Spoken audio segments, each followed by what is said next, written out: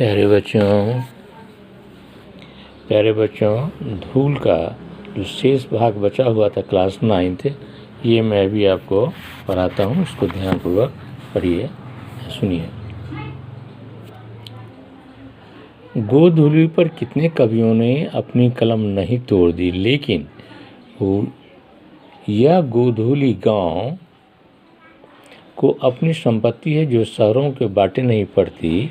एक प्रसिद्ध पुस्तक विक्रेता के निमंत्रण पत्र में गोधूली की बेला में आने का आग्रह किया गया था, लेकिन शहर में धूल धक्कर के होते हुए भी गोधूली कहाँ। यह कविता की विडंबना थी और गाँवों में भी जिस धूली के कवियों ने अमर किया है वह हाथी घोड़े के पग संचालन से उत्पन्न होने वाली धूल नहीं है, वरन वो गोपालों के पदों की धूली है। नीच को धूड़ी सम्मान वेदवाक्य नहीं है। सती उसे माथे से योद्धा उसे आँखों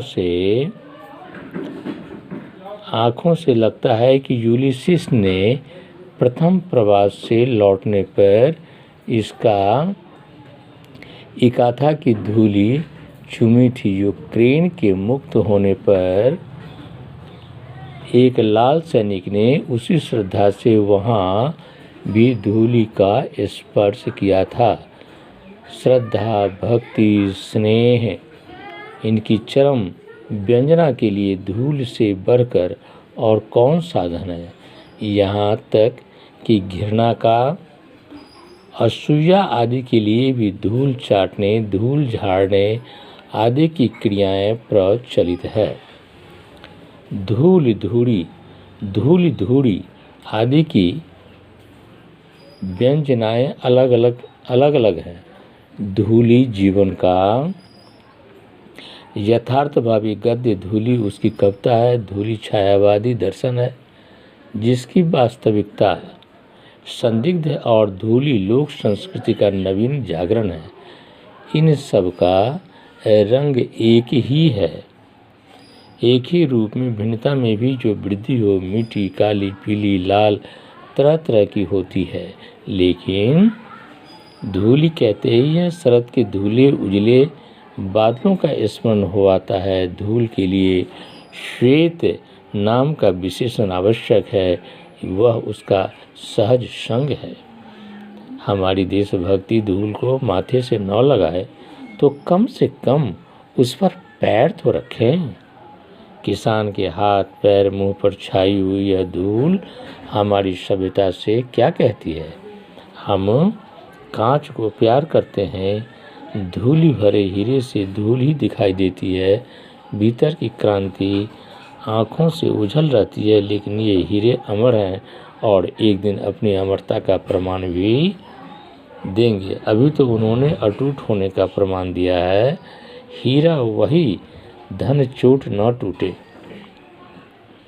वे उलटकर चोट भी करेंगे और तब कांच और हीरे का भेद जानना बाकी न रहेगा। तब हम हीरे से लिपटी हुई धूली को भी माथे से लगाना सीखेंगे। तो पाठ यहाँ पूरा हुआ बच्चों। अब देखिए इसमें कुछ आवश्यक बात मैं बता देता हूँ। किसान को आप लीजिए। किसान दिन भर मिट्टी में कार्य करता है, खेतों में काम करता है, तरह तरह की फसलें उगाता है और उसके उगाए हुए फसल को हम ग्रहण करते हैं। यदि धूली में वह शक्ति नहीं है तो हमें भोजन कहाँ से प्राप्त होगा। किसान उन धूलियों से नफरत करेगा तो खेत में कार्य कैसे कर पाएगा, और जब खेत में कार्य नहीं करेगा तो फिर अन्न की उत्पत्ति कैसी होगी। यह धूली सचमुच, रामविलास शर्मा ने कहा कि यह माथा पर इस धूली को चंदन लगाना चाहिए, तिलक लगाना चाहिए। इसी धूली में से हम जन्म लिए हैं, पढ़ रहे हैं, विद्वान बनेंगे, अपना कर्म करेंगे, इसी मिट्टी में समा जाएंगे और इसी मिट्टी से उत्पन्न होने वाला हर प्रकार का गंध, रस, अन्न वस्त्र पैदा होता है जिसको हम ग्रहण कर सारी जिंदगी बसर करते हैं। इसलिए धूली से घृणा नहीं, धूली हमारे लिए पूजनीय है। यही धूली आपने देखा होगा, रामायण का सीरियल अभी चल रहा है जिसमें आपने देखा होगा कि परम पूजनीय भगवान श्री राम का पैर पखारा जाता है और उनकी धूली को अमृत समान चन्नामृत लिया जाता है, फिर घरों में छिड़काव किया जाता है। तो धूली ये कोई साधारण चीज़ नहीं है। जिस धूली से नफरत नहीं, प्रेम करना चाहिए। यही धूली हमारे मस्तक की शोभा होती है जिसको हम चंदन के रूप में लगाते हैं। इसका जितना भी विस्तारित रूप लिया जाए कम ही है, लेकिन अभी पहला अध्याय है, इतना विस्तार में जाने की ज़रूरत नहीं।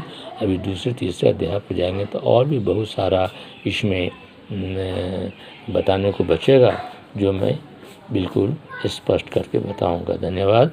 और देखिए अब इसका क्वेश्चन आंसर जो है आप लोग बनाएंगे। यदि इस क्वेश्चन आंसर में किसी प्रकार का कोई त्रुटि रह जाएगी तो फिर मैं क्लास खोलने पर आप लोगों को सब बता दूंगा। धन्यवाद।